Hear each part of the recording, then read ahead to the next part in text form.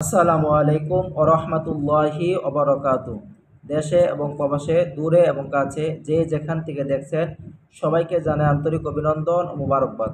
আশা করি সবাই সুস্থ আছেন, ভালো আছেন। আল্লাহ তাআলার অশেষ রহমতে আপনাদের দোয়ায় আজ হুজুর আকরাম সাল্লাল্লাহু আলাইহি ওয়াসাল্লামের একটি হাদিসে কারিমা সম্পর্কে আলোচনা করব। যে হাদিসে কারিমায় হুজুর আকরাম সাল্লাল্লাহু আলাইহি ওয়াসাল্লামের প্রতি অত্যাধিক প্রেম এবং ভালোবাসার বহিঃপ্রকাশ বর্ণনা করা হয়েছে। হাদিসে কারিমাটি খন্দক যুদ্ধের ঘটনা সম্বলিত হাদিসে কারিমা। আমরা জানি ইসলামের শুরুতে যখন হুজুর আকরাম সাল্লাল্লাহু আলাইহি ওয়াসাল্লাম মক্কা থেকে হিজরত করে মদিনায় সফর করেছেন, তখন মক্কাবাসী আল্লাহ নবীকে দমন করার জন্য, ইসলামের সুশীতল ছায়াকে নিভিয়ে দেওয়ার জন্য নানা প্রকার ষড়যন্ত্র কৌশল অবলম্বন করেছেন, চক্রান্ত করেছেন। কোনোভাবেই যখন তারা সফল হলো না, তখন তারা মদিনার মধ্যে অবস্থানরত ইহুদি এবং মুনাফিকদেরকে নিয়ে ষড়যন্ত্র করল এবং আবু সুফিয়ানের নেতৃত্বে বিশাল একটি দল, হাদিসে কারিমায় 10,000-এর অধিক সংখ্যা বয়ান করা হয়েছে, 10,000-এর বেশি সৈন্যদেরকে নিয়ে মদিনায় আক্রমণ করার চিন্তা করল। তারা এরকমভাবে চিন্তা করেছিল তারা মদিনাকে ধ্বংস করে দিবে, একেবারে ধুলার সাথে মিশিয়ে দিবে। আল্লাহ রাব্বুল আলামিন যাকে হেফাজত করে, যাদেরকে রক্ষা করে, দুনিয়ার কোনো শক্তি, দুনিয়ার কোনো বস্তু তাদেরকে ধ্বংস করতে পারে না। এ হাদিস তার জ্বলন্ত প্রমাণ।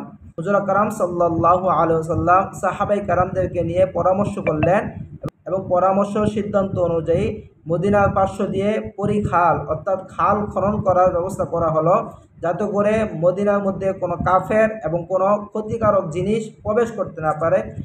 এরই ধারাবাহিকতায় সাহাবায়ে কেরাম দীর্ঘদিন, কোনো বর্ণনা এসেছে 2 সপ্তাহ সময় ধরে আল্লাহ নবী, সাহাবায়ে কেরাম, আনসার এবং মুহাজিরগণ খাল খনন করার জন্য পরিশ্রম করে যাচ্ছে, দিন রাত পরিশ্রম করে যাচ্ছেন। একটা সময় যখন তারা ক্লান্ত হয়ে পড়লেন, তখন তারা এরকম কবিতা পড়ে পড়ে শরীরের মধ্যে জজবা নিয়ে কাজ করতে লাগলেন।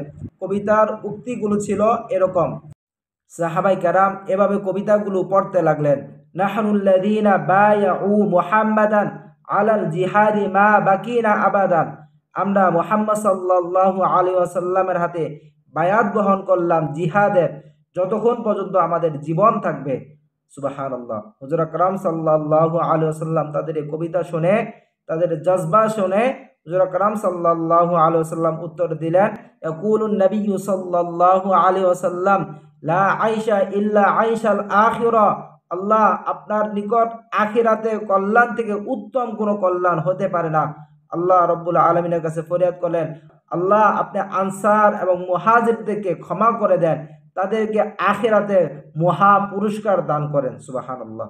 এই হাদিস থেকে বোঝা যায়, যদি কোনো ব্যক্তি হুজুর আকরাম সাল্লাল্লাহু আলাইহি ওয়াসাল্লামের প্রেম, ভালোবাসা, জজবা নিয়ে কোনো কাজ করে, তাদের পক্ষে হুজুর আকরাম সাল্লাল্লাহু আলাইহি ওয়াসাল্লামের দোয়া, রহমত, শাফায়াত অবধারিত হয়ে যায় এবং দুনিয়া থেকে আখিরাত তাদের জন্য অনেক বেশি সহজ হয়ে যায়।